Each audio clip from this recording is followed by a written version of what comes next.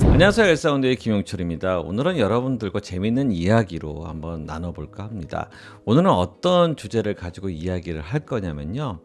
최근에 에드 시런이라고 싱어송라이터죠. 유명한 가수예요. 이 친구가 월드 투어를 지금 진행하고 있는 중이고요. 5월 달서부터는 미국에서의 이제 투어가 이제 진행이 될 거예요. 근데 최근에 이제 3월 달에 호주 멜버른에서 엄청난 규모의 콘서트가 열렸어요. 그러면 그 스테이지나 이런 모든 구성들을 어떻게 했을까라는 이제 궁금증이 이제 생겼던 거고요. 그 부분에 대해서 여러분들과 나눠볼 거고요. 두 번째 측면은 음향적인 측면이죠. 그러니까 음향 디자인을 하는 데 있어서 스테디움만의 많은 단점들이 많아요. 근데 그 많은 단점들을 어떻게 극복했을까? 이 두 가지 측면에 대해서 여러분들과 나눠보는 시간을 가져볼까 합니다. 자, 시작하기 전에 구독과 좋아요는 잊지 말아 주시고요. 잠시 영상을 보신 후에 시작을 해보도록 하겠습니다.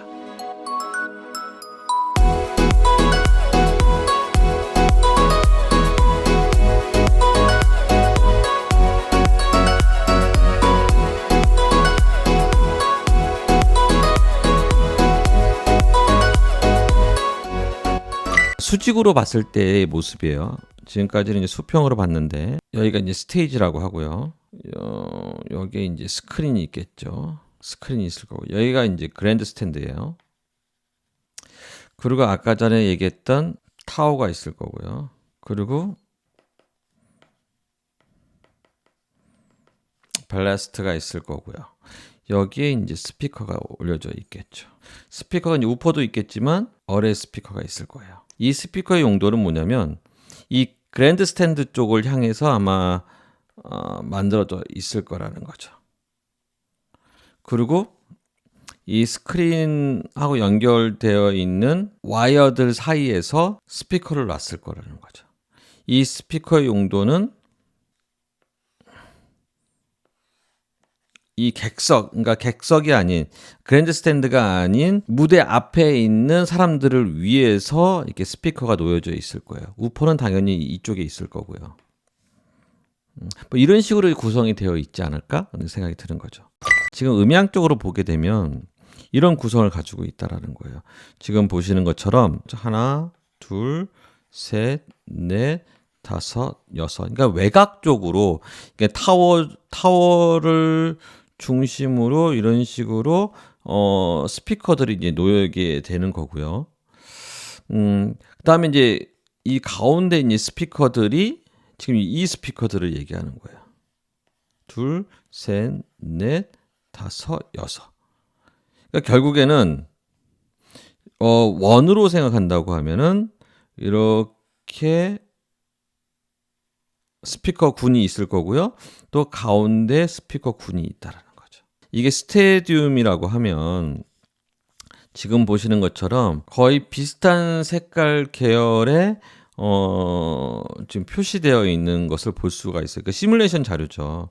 이 시뮬레이션 자료를 보게 되면 이렇게 이제 ATT라고 써 있는 본 거 뭐냐 아테네이션을 얘기하는 거예요. 그러니까 얼만큼 감소되는 부분들에 대한 표시라는 거죠.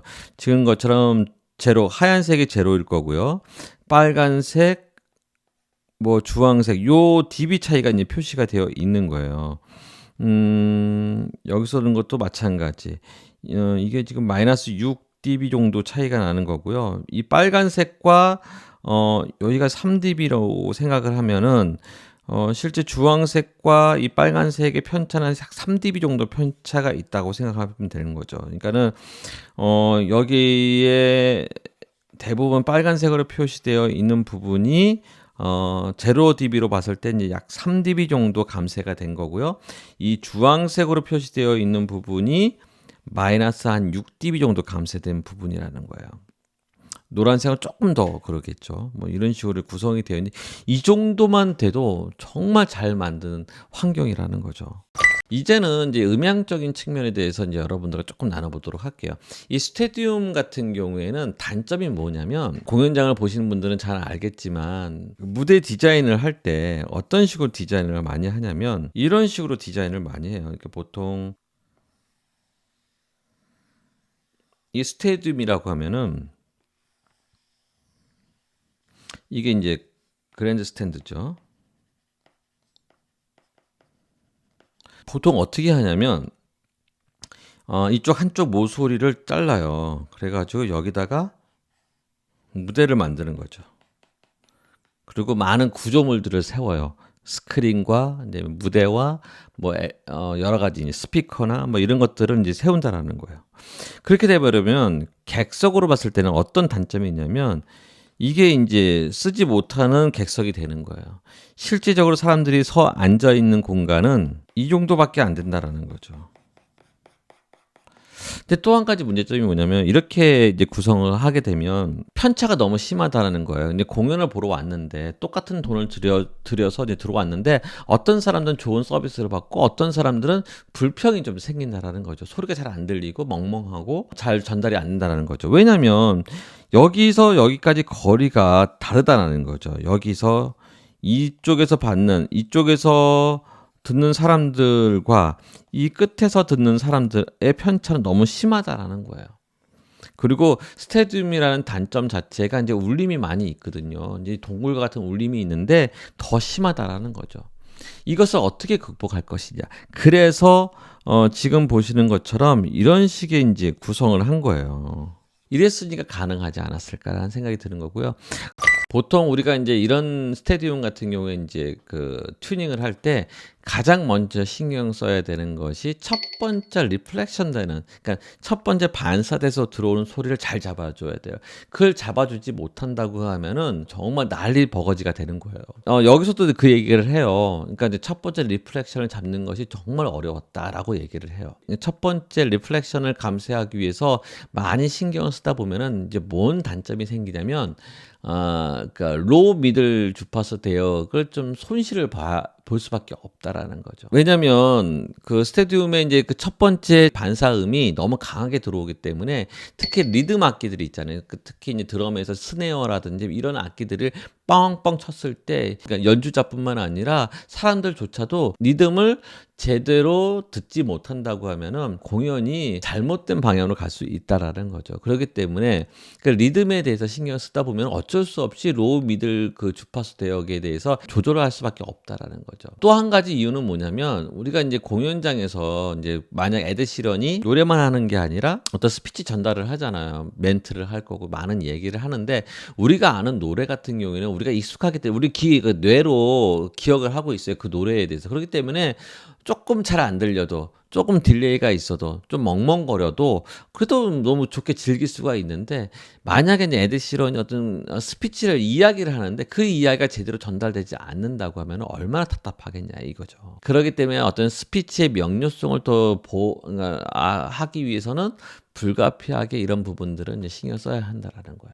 또 한 가지 이 공연장에서의 조금 변화는 뭐냐면 여기서 이제 사용하는 콘솔이 디지코 퀀텀 7을 사용했다고 해요. 그리고 이 아웃풋 자체가 그 AS3라고 하잖아요. 그러니까 우리가 얘기하는 AS EBU 그러니까 디지털로 이제 전송이 되는 거예요. 예를 들면 그런 거죠. 무선 마이크를 쓴다고 하면 여기서는 제나이저 600을 사용했다고 하는데 제나이저 600의 수신기 아웃을 AS3를 사용하는 거죠. 그리고 콘솔로 AS3가 들어오게 되는 거고 그 다음에 AS3의 그 데이터가 그러니까 디지털 데이터가 앰프로 가게 되는 거고 앰프 다음에 이제 스피커는 이제 아날로그로 이제 올라가게 되겠지만 그러니까는 모든 과정 마이크에서부터 시작해가지고 앰프단까지 이 모든 구성 자체가 AS3로 이루어진다는 거죠. 디지털이기 때문에 음질 손실이 없다라는 그 가장 큰 장점이 있는 거고요. 두 번째는 뭐냐 딜레이가 별로 없다라는 거예요. AES3 같은 경우에는 딜레이가 한 2ms 이 정도밖에 되지 않는다라는 거죠. 거의 없다라는 거예요. 대형 콘서트, 대형 무대 같은 경우에는 각각의 이제 아웃보드를 이제 사용하게 되는데 이 딜레이가 각각 다르게 된다고 하면은 문제가 될 수 있다라는 거죠. 그러니까 아날로그로 연결하자니 좀 한계성은 분명히 있는 거고 이런 부분들을 해결하기 위해서 프로토콜을 AS3 방식을 사용했다라는 거예요. 스피커가 이제 메이어사의 팬더라는 스피커를 제공받아 가지고 공연을 했다고 해요. 이제 팬더라는 제품에 대해서 조금 여러분들과 나눠보도록 할게요. 메어에서 만든 새로운 제품 팬더는 어떤 제품이냐면요. 일단 먼저 커버리지 자체가 80도 커버리지인가 호리젠탈 입장에서요. 80도의 커버리지를 가지고 있대요. 보통 우리가 커버리지라고 얘기를 하면 3dB 떨어지는 영역을 이제 몇 도냐, 3dB를 떨어지는 부분이 몇 도까지가 됩니까? 라고 했을 때 이제 커버리지를 따지는데 이 친구는 80도 정도까지를 그 약 1dB에서 2dB밖에는 떨어지지 않는다라는 거예요. 그러니까 충분히 내가 원하는 그 커버리지 안에 충분한 서비스를 할 수 있다는 거라는 큰 장점이 있고요. 두 번째는 뭐냐면 그 80도를 넘어가면서부터는 보통 이게 이렇게 슬롭이 지거든요. 그러니까 떨어진 롤오프 되는 것이 약간 슬롭이 있어요. 근데 이 친구는 그 롤오프가 되는 것이 아주 가파른 롤오프를 가지고 있다라는 거죠. 그것이 얼마나 큰 장점이냐면 이렇게 이제 스테디움 같은 경우에는 여러 방향으로 이제 스피커를 놓게 되면은 이제 그 설계를 하는 입장에서는 이렇게 중척되는 부분들을 얼마나 최소화하냐가 정말 중요하거든요. 근데 이 친구는 그러니까 롤오프가 아주 가파르게 이루어지기 때문에 우리가 설계하기에 너무 좋다라는 거죠. 뭐 거기에는 기술을 봤을 때는 트위터 쪽, 그러니까 이제 고음료 하이 프리퀀시 쪽을 좀 길게 만들어 가지고 이렇게 만들었다고 얘기를 하는데 뭐 이런 것은 뭐 다음번에 그 회사 제품을 제가 알아볼 수 있는 기회가 있으면 여러분들과 나눠볼 거고요. 두 번째 장점은 뭐냐면 가볍다라는 거죠. 그러니까 68kg 정도 된다고 해요. 최고 SPL이 출력이 150dB SPL이래요. 그러니까 이제 출력은 큰데 무게는 가볍다라는 거. 우리가 이제 플라잉에서 놓게 되는데 이렇게 타워 위에 이제 올리게 되는데 가벼우면 가벼울수록 좋잖아요. 그러기 위해서 이 팬더라는 제품이 적격이었다라는 거죠. 메이어 입장에서는요, 자기네 거를 홍보하기에 딱 맞는 환경이라는 거죠. 그 외에도 이제 스테이지 자체가 돌아가는 이제 스테이지라는 거예요. 그러다 보니까 이제 인이어의 중요성이 또 중요하거든요. 인이어를 어떻게 구성하냐. 그러니까 솔직히 이제 공연하는 사람 입장에서는 그러니까 현장감, 오디언스하고 그러니까 관객들하고의 그 호흡이 정말 중요하거든요. 그러다 보니까 이제 한쪽 귀를 이제 빼고 그러니까 모니터 스피커를 듣고 또 그 궁중에 도는 와 환호성 소리 뭐 이런 걸 이제 들어가면서 이제 공연을 하잖아요. 그렇기 때문에 이제 한쪽 귀를 빼고 이제 공연하는 경우가 많은데 여기 같은 경우에는 그렇게 해버리면 이 환경 자체가 스테디움 같은 경우에는 너무 울리는 환경이기 때문에 좀 어려움이 있다라는 거예요. 이런 부분들도 디지코 쪽에서 제공하는 이제 클랑이라는 어떤 인이어 시스템이 있대요. 근데 이걸 사용해서 이런 문제까지도 해결을 했다고 얘기를 하더라고요. 아무튼 저는 이건 공연을 보면서 제가 느낀 건 뭐냐면 더 배워야겠다라는 생각이 좀 들었어요. 저는 스테디움은 좀 안 돼라는 어떤 고정관념이 있긴 했었거든요. 근데 이런 공연을 하는 모습을 보면서 이렇게 설계하고 디자인하는 모습을 보면서 향후에 이게 이제 어떻게 보면 저한테는 어떤 레퍼런스가 되는 거죠. 뭐 어떤 기술이 나오고 어떤 디자인이 나올지는 잘 모르겠지만 이게 자꾸 누적되어 있고 저한테 이제 머릿속에 이게 누적되어 있다고 하면 내가 이제 무엇인가를 했을 때 그것을 감안을 해서 더 창조적인 어떤 디자인과 설계가 나오지 않을까. 저는 개인적으로 그런 생각이 들더라고요. 자, 끝나기 전에 구독과 좋아요는 잊지 말아주시고요. 다음번에 만남을 기대하면서 준비하도록 하겠습니다. 고맙습니다. 감사합니다.